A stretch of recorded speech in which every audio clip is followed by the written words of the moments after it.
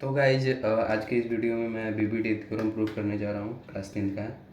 तो बेसिकली बहुत ही आसान थ्योरम है ये थ्योरम कहता है अगर कोई भी ट्रायंगल है तो उसमें अगर कोई चौथा साइड जो कि ए बी और ए सी को इंटरसेक्ट कर रहा है, और ये जो साइड है लाइक हम इस साइड को डी ई बोल देते हैं। ओके, सो ये डी ई साइड है बी सी के पैरेलल है और ए बी को और ए सी को इंटरसेक्ट कर रहा है। तो इसका जो रिजल्ट आता है वो आता है कि A D by B D equal to A E by C. तो हम लोग को ये प्रूफ करना है, to proof. Okay,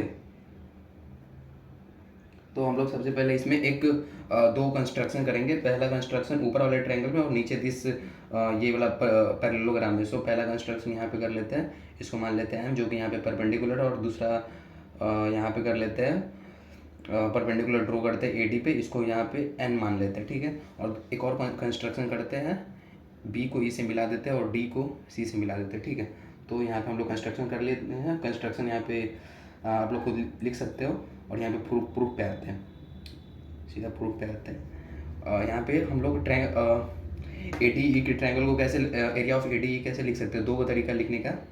so area of triangle A D E, इसके लिखने का दो तरीका है। 1/2, एक बेस हो गया ए डी, और ए डी के लिए हाइट हो गया विच E N.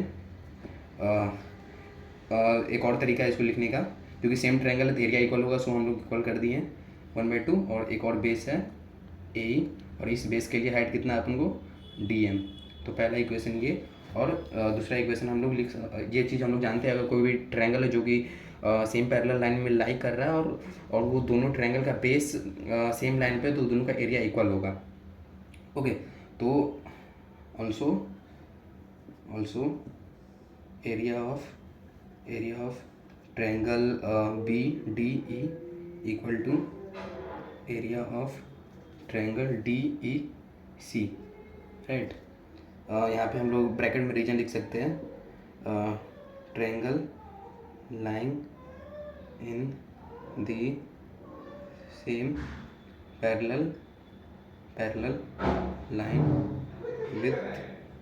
with same base will have same area।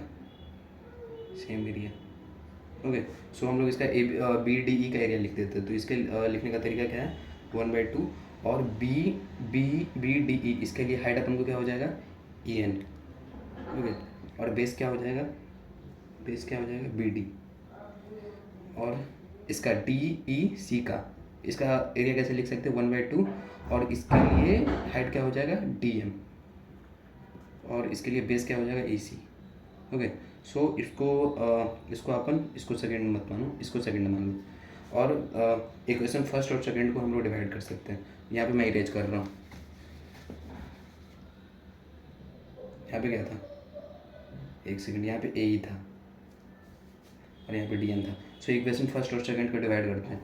Dividing equation first and second we gate,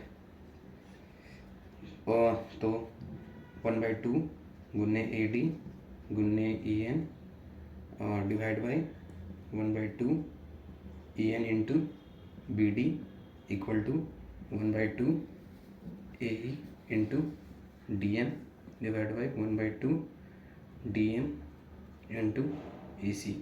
So 1/2 will be cancel out, and En will be cancel out, 1/2 will be cancel out, and dm will be cancel out. So what we are left with, dm by bt equal to what, AE by AC. So you can see this theorem has been proved, but we have to prove this, and we have proved this.